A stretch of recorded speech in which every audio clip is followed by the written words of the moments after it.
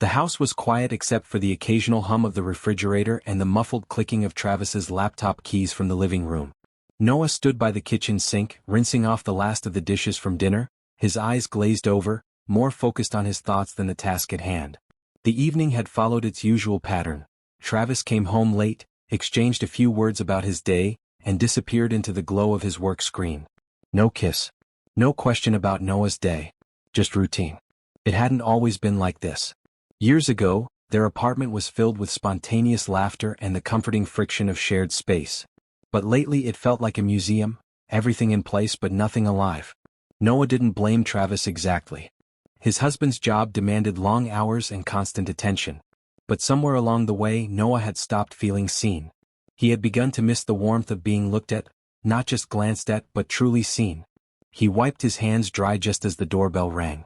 A sharp, unexpected sound in the stillness. When he opened the door, Eli stood there with that familiar grin, the kind that stretched wide, a little too confident for someone so young. At 18, Eli carried himself like someone older, someone who already knew how the world worked and wasn't afraid to challenge it. "Hey," Eli said, slipping his hands into his hoodie pockets. "Still good to help with your editing setup?" "Of course," Noah said, stepping aside to let him in. "Come in. Travis is somewhere buried in work." Eli's presence brought with it a subtle energy shift, like someone cracking a window open in a stale room. He had this effortless charisma, eyes that observed too much, a mouth that often smirked before speaking, as though he already anticipated his effect on people. Noah noticed the way Eli's sneakers squeaked against the floor and how casually he dropped his bag near the couch before flopping down without waiting to be invited. They had met through a community center project a year ago. Eli was a volunteer, full of ambition and questions. Noah had taken him under his wing, almost instinctively. What began as mentorship turned into regular conversations, shared playlists, movie nights, and eventually, comfort. Too much comfort, maybe? As Noah set up the laptop and external drive, Eli leaned over the counter beside him, watching closely. "Your place is always so neat," he commented. "Like almost too neat. Doesn't feel lived in." Noah chuckled under his breath. "That's Travis. He likes things tidy. I just adapt." "You always adapt?" Eli asked, turning his head.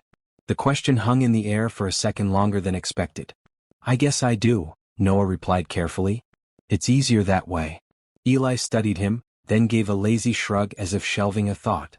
"You shouldn't always have to." They sat side by side on the couch, the screen casting a pale glow across their faces as they worked through some video clips. Eli's knee occasionally bumped against Noah's, casually, unintentionally, though Noah wasn't sure anything about Eli was ever unintentional. When Travis passed by briefly on his way to the bathroom, he didn't even glance toward them. Noah pretended not to notice, but Eli did. His lips twitched into something like a smirk. "You two always this disconnected?" Eli asked once Travis was out of earshot. Noah gave him a side glance. "That's not really your business." "Maybe not. But I notice things." Eli's voice lowered slightly, not in volume but in tone, soft, disarming, intimate. There was no immediate follow-up. Just that sentence, that pause, and the way his gaze lingered a moment too long.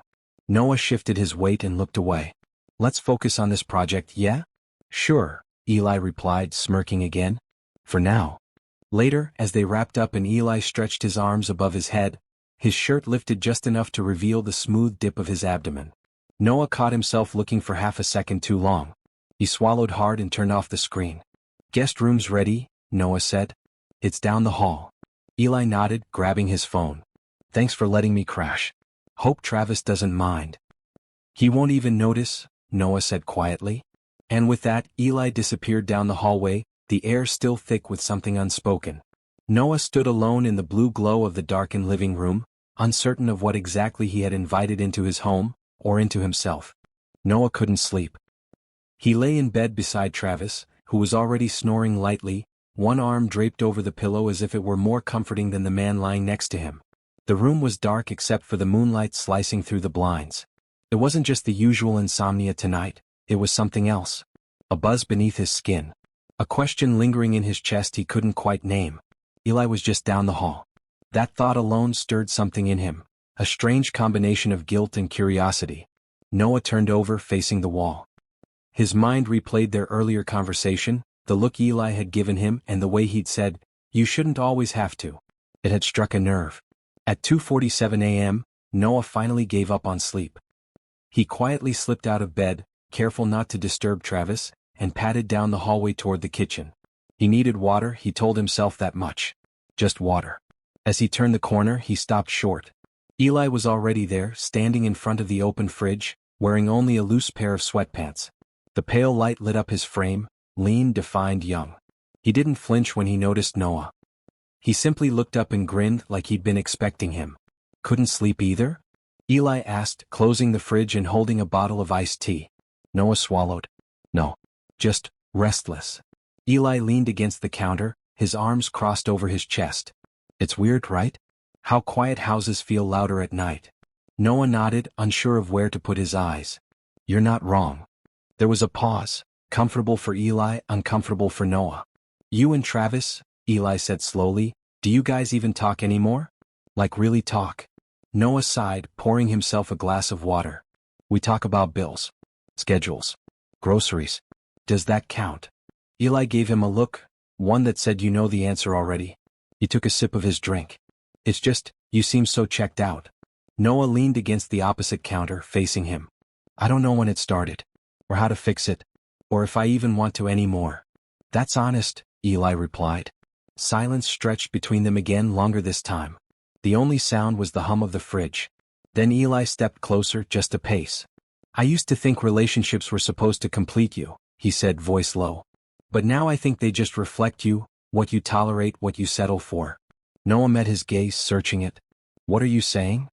I'm saying, Eli said, inching even closer, you deserve to feel wanted again. Noah's breath caught in his throat. He didn't step back. He didn't move at all. He wasn't sure who reached first, but suddenly Eli's fingers were brushing against his wrist, slow and tentative. Noah didn't pull away. It's late, Noah whispered, more to himself than anyone else. Yeah, Eli murmured, his hand still resting lightly against Noah's skin. But I'm not tired. Noah turned toward the sink, breaking the eye contact, releasing the moment with a quiet exhale. He didn't trust himself. Not in that lighting. Not in that silence. I should go back to bed, he said firmly. Eli didn't argue. Of course. As Noah stepped away and started down the hall, he glanced back once, just once, and saw Eli still standing there in the kitchen watching him. Not with smugness, but with something deeper. Something unreadable. Noah closed the bedroom door behind him and slid back under the covers beside Travis, who hadn't moved an inch. But sleep still didn't come. Around 4 a.m., Noah got up again to use the bathroom. As he pushed the door open, he froze. Eli stood inside, shirtless, flushed, clearly startled. But more than that, he wasn't alone. His reflection in the mirror betrayed what his hands had been doing. The soundproof quiet of the hallway hadn't warned him of Noah's presence. Their eyes met in the mirror. Neither spoke. The air between them collapsed into something electric. Noah turned and left without a word. Back in bed, he stared at the ceiling, pulse racing. Something had shifted. The line had been drawn in chalk. And tonight, the rain had begun to fall. Morning came slowly. Sunlight crept across the hardwood floor in quiet streaks, illuminating the dust motes suspended in the air. Noah stood at the kitchen counter, watching the coffee drip into the pot, the rhythmic sound matching the steady thud of his pulse. He hadn't slept. Not really. Every time he closed his eyes, he saw Eli's reflection in the mirror. The expression. The stillness. The challenge. He didn't know what disturbed him more, what he saw or the way it made him feel. Travis had already left for work, his goodbye a perfunctory tap on Noah's shoulder and a muttered, "See you tonight." It might as well have been a stranger's voice. Now the house felt hollow again. But not empty. Eli appeared behind him like a shadow stepping into sunlight, quiet, casual, like nothing had happened. He wore a black tank top and loose joggers, barefoot and impossibly composed. His hair was still damp from a shower. He moved like someone completely at ease in unfamiliar space. "Morning," he said, reaching for a mug. "Smells good." Noah didn't answer at first. He stared into his coffee like it might offer guidance. When he finally spoke, his voice was strained. "You sleep okay?" "Like a rock," Eli said. He took a sip, then glanced at Noah. "You?" Noah hesitated. "Not really." Eli leaned on the counter beside him, turning to face him directly. "Because of what you saw last night?" The bluntness of the question caught Noah off guard. He expected deflection. Maybe denial. Not this. He cleared his throat. "It wasn't I didn't expect that. I know. You didn't stop. I didn't know you were watching, Eli said simply. Then he smiled, gently, not mockingly. Would you have wanted me to? Noah's grip tightened around the mug. His mind flooded with thoughts he wasn't ready to admit, not even to himself. But the truth was he didn't know. All he knew was that his chest had ached in a way that felt closer to hunger than horror. Eli took a step closer, his voice softer now. You don't have to pretend, Noah. I see you. I've always seen you. Those words, I see you, landed with the weight of everything Noah had been craving. Not from a stranger. Not from a fling. From someone who looked at him like he mattered. Like he was alive. He set the mug down slowly. This is wrong. Maybe, Eli said. But does it feel wrong to you? They stood there, face to face, the silence pressing in like heat. Then, as if the tension had become too heavy to bear, Noah moved. Or maybe Eli did. It didn't matter. Their mouths met, not explosively, not recklessly, but with aching, hesitant need. The kind of kiss that tasted like guilt and longing wrapped in one breathless moment. Noah's hand cupped the back of Eli's neck, pulling him in closer.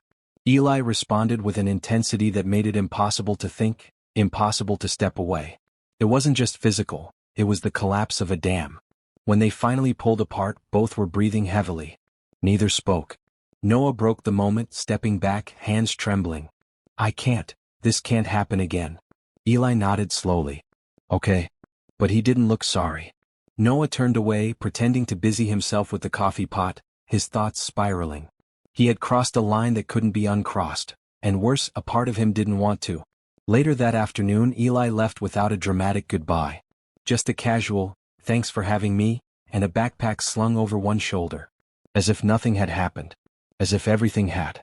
When Travis came home that evening, he smiled absent-mindedly and asked, Did Eli head out okay? Noah nodded, keeping his expression neutral. Yeah. He said thanks. Travis kissed his cheek in a mechanical motion and went to shower. Noah remained at the kitchen table, staring out the window, his coffee untouched, now cold. In the distance, a storm was building. Not outside, but within. And for the first time in years, Noah wasn't sure where his heart truly lived.